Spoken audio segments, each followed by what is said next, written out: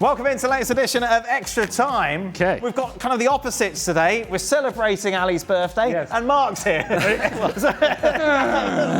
Balances it all out. Where should we start? Mark, how are you? You're here for the Club World Cup. I'm very good, thanks. How's your experience been?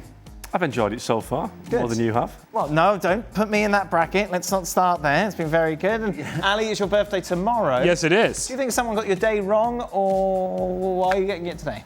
I'm not quite sure. Maybe because I'm going to New York tomorrow to do the shows in New York. Maybe they don't have cake in New York. I don't know. When you think of New York, you think no, they probably don't have cake in New York. We got it here. No, is the soccer ball edible? I don't believe so. No, Dan. And, okay. And Right. We'll just try. And it doesn't collapse either, like Shaka's. No, like Shaka's one. Yeah. Okay.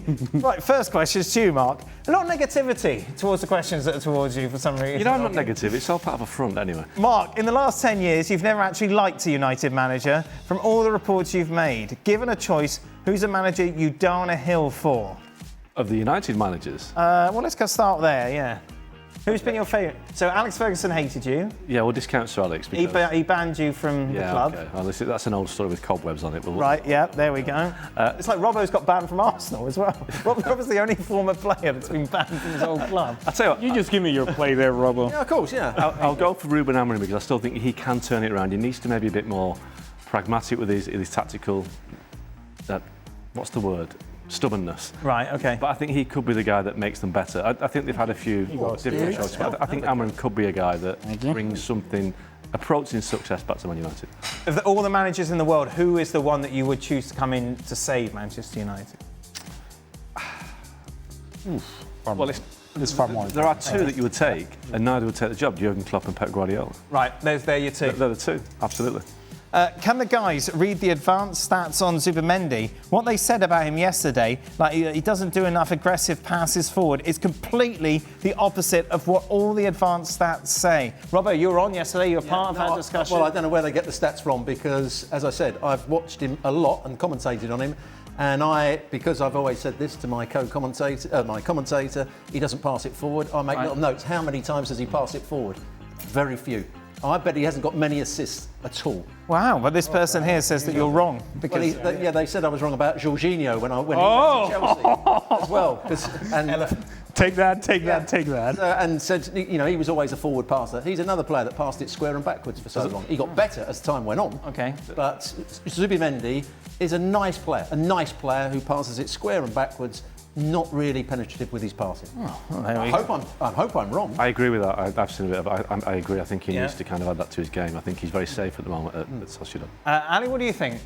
What's that? Why aren't you having any cake? It's yours. I am having cake. I'm just going to make space in my plate here. Do you like Zubimendi? That was the question. Yeah. Sure. Yeah, there we go. Perfect. While Vinny, Bellingham are adapting... I got more important things to think about, Dan. Robbo, while Vinny and Bellingham are adapting, is Mbappe's Alonso's greatest challenge yet in terms of getting him to play to the system? I don't know what's different about the system. I mean, there's a lot of rotation. There's a lot of rotation under Ancelotti. I think Xavi Alonso will make him be more disciplined in what he does. He won't just say to him, you can go here, there and everywhere. I don't think he should have any problems. I think they will play with almost two up front, Vinny Jr. through an inside left position, right? Mbappe almost through the middle, as Gonzalo Garcia has been playing, and Bellingham will play in the number 10 role. That's how I see them playing. Okay. And there's no problem with that. Sweet, man. Mark, given how Ratcliffe ran his teams in Switzerland and France, do you think the whole idea that he was going to save Manchester United from the Glazers was blown out of proportion? Probably, yeah. I think United fans are so desperate for somebody to come in and change the narrative that they were hoping that Ratcliffe would do it. And he said the right things, he did the right things. He brought in so-called experts to do their jobs. He brought in the cycling man, but most he didn't left. He's gone. Yeah, Dave Brailsford's gone, Dan Ashford's come and gone. Right. He gave Ten Hag a new contract and he went. Yes. So I think Jim Ratcliffe is good at, biochemicals, whatever it is, but he's not so good at football. It's only Jason Wilcox that's left now, isn't it, from that team? Yeah, Jason Wilcox and Omar Barada, so there's big pressure on those to actually deliver. Robbo, play bench or sell from your back-in-the-day contemporary English midfield generals? Well, you have to tell me who they are first. I was going to. You looked at me as if I was going to give an answer. He's building the drama, Romo. He's in a weird mood at the moment, Robbo. I know what's wrong with him. Is it because you're going to New York tomorrow? It's a bit scary. Well, Alexis says she doesn't want me there, so I'm a bit sceptical now. Peter Reid, Bryan Robson, Ray Wilkins. Oh, without doubt, the player that you'd have in the team would be Bryan Robson. He was the true midfield player. Right. Score goals, defend, aggressive, tackle, did everything right. The next one would be, and I'm going to go with Butch Wilkins. No longer with us. He was an excellent passer of the ball, great character, as friendly as you could possibly have as an opponent. And when I got in the England squad, he was the first player to put an arm around you and say, come on. Oh, really? Yeah, he was a top man. And I liked him as a footballer. He did a lot for Chelsea, he did a lot for Manchester United. And Peter Reid was also a good player, but he would have to be the one I would drop. Who didn't put an arm around you? Who looked at you? I tell you, he was a presenter. Gary Lineker? Yeah. Who? Were you surprised by that? I don't know. I don't know the man. Did Butch Wilkins play in Italy? He did. He played for Sampdoria, he played for Sampdoria, AC yes. Milan. There you go. I think he had a great spell at AC So why did Gary Lineker hate you? I don't know what he hated. I think he hated everybody. He was at Barcelona at the time, came back and was very aloof. I used to think Brian Controversy. I used to think Brian Robson was Stewart Robson's brother. Did you? Yeah, back in the day, yeah. Oh, little Moggy growing up. yeah. Oh, lovely. Okay, considering the impact that Musiala's injury will have on Bayern's season, Ali, will European clubs think twice about competing in a future Club World Cup, or is the money just too good to pass up?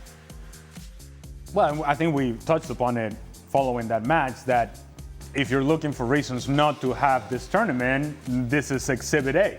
And while, again, as we had in our discussion, we mentioned that this could have happened in a training session or a random game against Mainz in Bundesliga, it happened in a showpiece event, and the showpiece event being that match against PSG.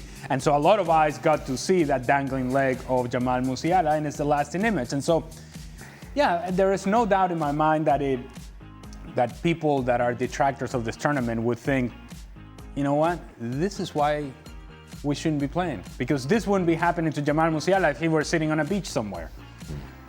The truth is that I don't know that we're gonna see the true effects of the Club World Cup on the fitness levels of the players up until we get in a more advanced stage in the domestic seasons. But how are you gonna quantify that? How are you gonna draw a specific sort of line or direct line from, oh, he got injured because he played in the Club World Cup. Yeah. And by then it's too late. But there will be an impact, and teams are gonna suffer because of it. And eventually, I think you just have too much going on in the schedule. And it's gonna have to come from the players, because the players are the valuable assets here. And they're the ones that are gonna have to stand up for themselves and say, I don't care how much the money is, we cannot play this tournament. And it's going to have to come from the European players, because the South American players are like, vamos, vamos, we want to play every day, because they're playing for money that is beyond what they see on a day-to-day basis. And it puts those players in the shop window as well. Absolutely, absolutely. You know, some people making this argument about, well, the excitement of the South American teams and this and that. Yeah, of course. And I'm from South America, and I would tell you that, of course, it's exciting to get the opportunity to play the European teams and show your level and showcase what kind of team you are. But at the core of it is a lot of these players showing themselves to the world in a window that was not available before. Yeah. That was not there for them. Now it is. Ali, do you think Barcelona has the depth to go and compete for everything next season? I don't think depth was a problem this season. You could argue that maybe in the back line they could have done with another. Well, they won the Copa del Rey. Yes. Semi-finals of the Champions League. Correct. Won La Liga. Yes. So again, I must think that Barcelona looks back as to how they were eliminated from Champions League, and they must be asking themselves, how in the world are we not in the final playing against PSG? They've also got a clear summer as well, so Real, Chelsea, Bayern Munich, Man City will all be kind of working always with the positive notes. Absolutely, yeah. It's beautiful. Yeah. And I'm negative not on your blue teeth as well. Yeah, and your blue. There's a lot of lips. I like it. There's a lot of colour there. But Barcelona and Liverpool, I think, will benefit from not being at this tournament this year. Final question. Robbo. Yes. Oh no, it's your arch nemesis. I recently saw a video of Arsene Wenger explaining why 4-4-2 is the best overall formation. What are each of your preferred formations and why? When you were coaching, Robbo, what was your go-to? Well, when I played and then when I was coaching, it was always 4-4-2. Everybody played 4-4-2. Right. And there was only one or two managers that tried to do something slightly different. I understand what people like about 4-4-2. But I always go back to a coach that I worked under, and probably the best coach, John Cartwright. And he said, you need players to cover the pitch with as little effort as possible. So the system that covers the pitch with as little effort as possible is 3-4-3. Because the wing backs are starting in the middle. They're not starting too deep, so they don't have to try and get high up the field. They're playing in the middle, so they don't have to recover and go forward quite so much. There's 3 defenders that can come across the pitch, and there's 3 attackers. That's the system that covers the pitch the best.